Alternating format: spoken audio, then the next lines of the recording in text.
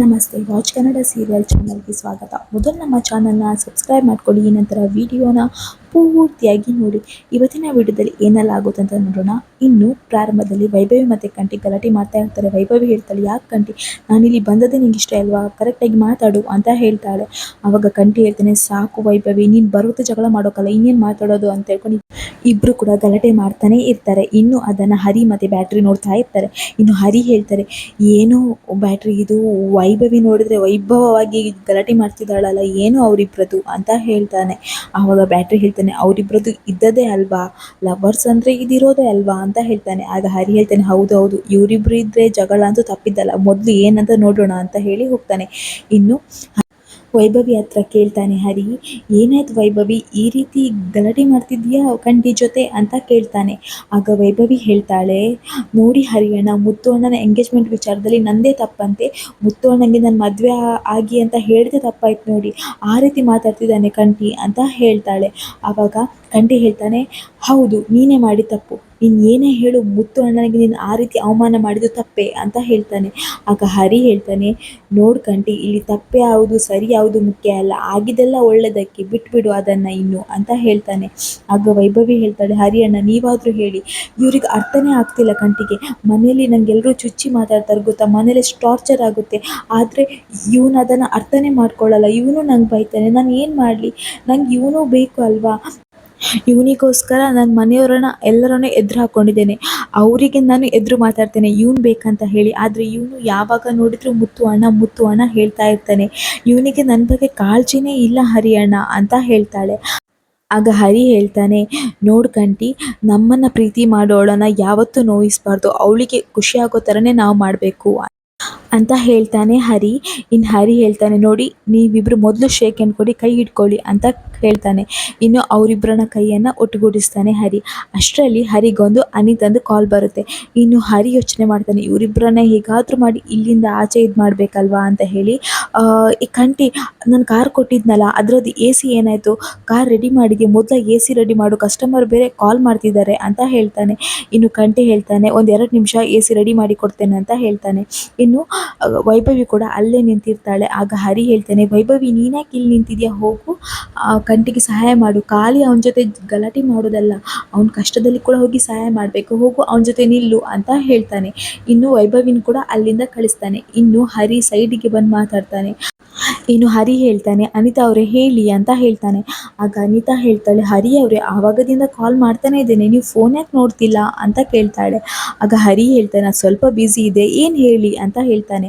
ಆಗ ಅನಿತಾ ಹೇಳ್ತಾಳೆ, ನಾನೊಂದು ಲೊಕೇಶನ್ ಕಳಿಸ್ತೇನೆ, ಅಲ್ಲಿಗೆ ನೀವು ನನ್ನನ್ನು ಬಂದು ಮೀಟ್ ಮಾಡಬೇಕು ಅಂತ ಹೇಳ್ತಾಳೆ. ಆಗ ಹರಿ ಹೇಳ್ತಾನೆ, ಏನು ಮೀಟ್ ಮಾಡಬೇಕಾ, ಅಲ್ಲ ಏನು ವಿಷಯ ಅಂತ ಫೋನಲ್ಲೇ ಹೇಳ್ಬೋದಲ್ವಾ ಅಂತ ಹೇಳ್ತಾಳೆ. ಆವಾಗ ಅವಳು ಹೇಳ್ತಾಳೆ, ಇಲ್ಲ ನೀವು ನಾನು ಕಳಿಸಿರೋ ಲೊಕೇಶನ್ಗೆ ಬಂದು ನನ್ನನ್ನು ಮೀಟ್ ಮಾಡಿ ಅಂತ ಹೇಳ್ತಾಳೆ. ಆಗ ಹರಿ ಹೇಳ್ತಾನೆ, ಆಯಿತು ಲೊಕೇಶನ್ ಕಳಿಸಿ ಅಂತ ಹೇಳ್ತಾನೆ.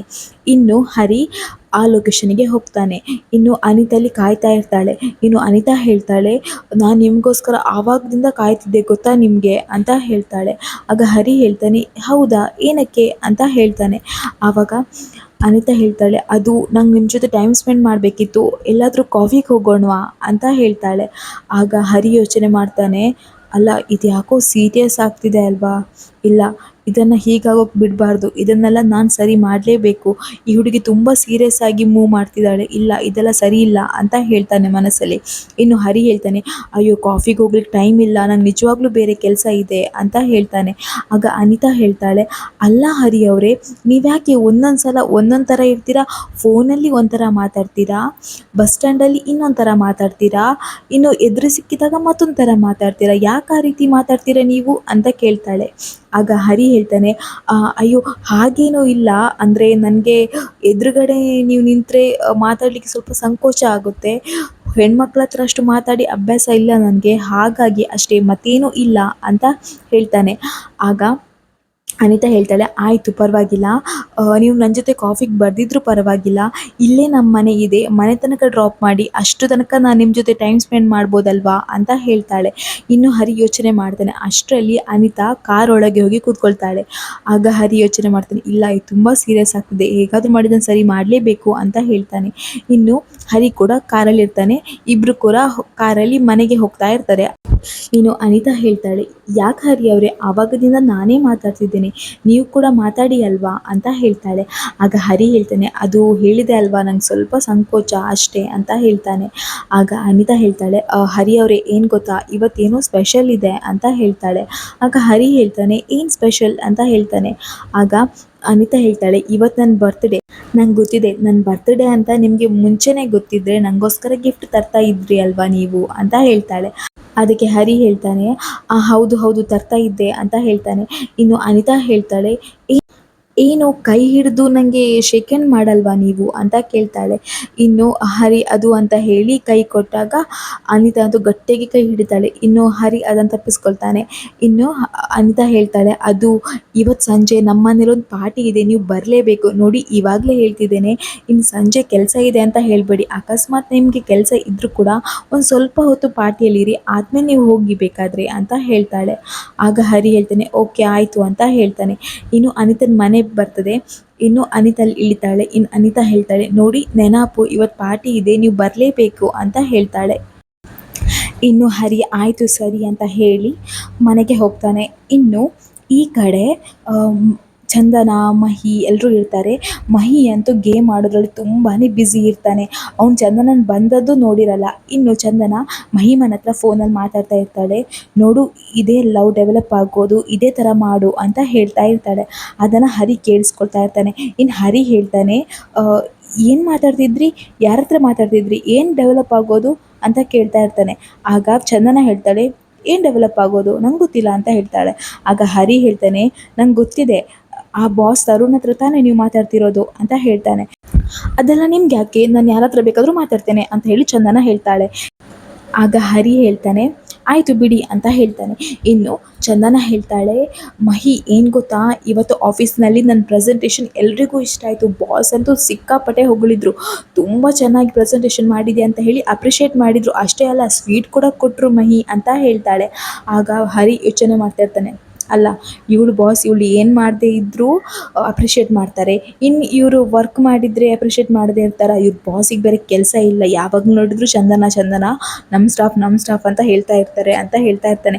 ಇನ್ನು ಹರಿ ಹೇಳ್ತಾನೆ ಚಂದನ ಹತ್ರ, ಅಲ್ಲ ಮೇಡಮ್ ಅವ್ರಿಗೆ ಏನಂತೆ, ಅಲ್ಲ ನೀವು ರಜೆ ಹಾಕಿದರೆ ಮನೆಗೆ ಬರ್ತಾರೆ, ಇನ್ನು ನೀವು ಕೆಲಸ ಮಾಡಿದರೆ ಅಪ್ರಿಷಿಯೇಟ್ ಮಾಡ್ತಾರೆ, ಸ್ವೀಟ್ ಕೊಡ್ತಾರೆ ಅಂತ ಹೇಳ್ತಾ ಇರ್ತಾನೆ. ಆಗ ಚಂದನ ಹೇಳ್ತಾರೆ, ಅಷ್ಟೇ ಅಲ್ಲ ಮಹಿ, ನನ್ನ ಕಾಫಿ ಕೂಡ ಕರೆದ್ರು ಗೊತ್ತಾ ನಿನಗೆ ಅಂತ ಹೇಳ್ತಾಳೆ.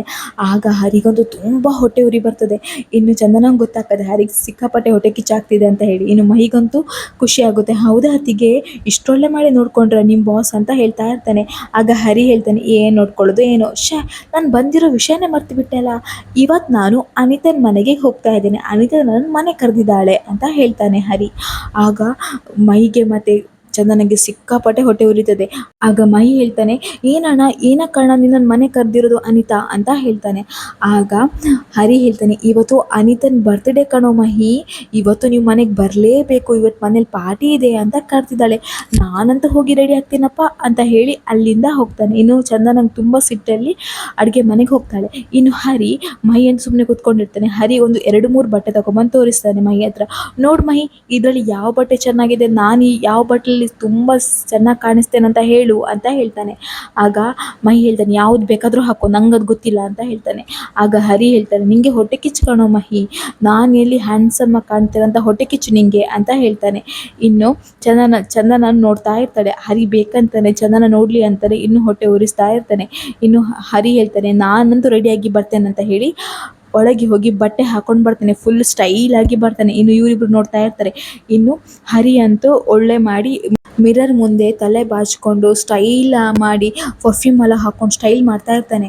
ಆಗ ಇವಳು ಹೇಳ್ತಾ ಇರ್ತಾಳೆ, ಯಪ್ಪ ಈ ಮುಖಕ್ಕೆ ಸ್ಟೈಲ್ ಬೇರೆ ಅಂತ ಹೇಳ್ಕೊಂಡು ಹೇಳ್ತಾ ಇರ್ತಾಳೆ ಚಂದನ. ಇನ್ನು ಹರಿ ಹೇಳ್ತಾನೆ, ಆಯಿತು ನಾನು ಹೊರಡ್ತೇನೆ ಅಂತ ಹೇಳ್ತಾನೆ. ನಾನಂತೂ ಈಗ ಫುಲ್ ಗಮ್ಮತ್ ಮಾಡೋದು, ಅನಿತಾ ಅಂತೂ ನನಗೋಸ್ಕರ ಕಾಯ್ತಾ ಇರ್ತಾಳೆ ಅಂತ ಹೇಳ್ತಾನೆ. ಆಗ ಚಂದನಗೆ ಸಿಟ್ಟು ಬಂದು ಅಲ್ಲಿಂದ ಹೋಗ್ತಾಳೆ. ಇನ್ನು ಕಂಠಿ ಬರ್ತಾನೆ. ಕಂಠಿ ಬಂದ ಕಂಠಿಗೆ ಹೇಳ್ತಾನೆ, ಹರಿ ಏನೋ ಮಾಡ್ತಿದ್ಯಾ, ಇದೆಲ್ಲ ಬೇಕಾ ನಿಂಗೆ ಅಂತ ಹೇಳ್ತಾನೆ. ಆವಾಗ ಹರಿ ಹೇಳ್ತಾನೆ, ನೋಡ್ ಕಂಠಿ, ನಂಗೆ ಗೊತ್ತಿದೆ ಆ ಹುಡುಗಿ ಸಣ್ಣವಳು ಕಾಣೋ, ಅವಳಿಗೆ ನಾನು ಇವತ್ತು ಎಲ್ಲ ಬುದ್ಧಿ ಹೇಳ್ತೇನೆ. ಅವಳು ಏನು ತಪ್ಪು ತಿಳ್ಕೊಂಡಿದ್ದಾಳೆ ಅದನ್ನೆಲ್ಲ ನಾನು ಹೇಳ್ತೇನೆ. ಇದು ಸುಮ್ಮನೆ ಕಾಣೋ ಅಷ್ಟೇ, ಇವತ್ತೋಗಿ ಎಲ್ಲನೂ ಕ್ಲಿಯರ್ ಮಾಡಿ ಬರ್ತೇನೆ ಅಂತ ಹೇಳ್ತಾನೆ. ಆಗ ಮೈ ಖುಷಿ ಆಗುತ್ತೆ.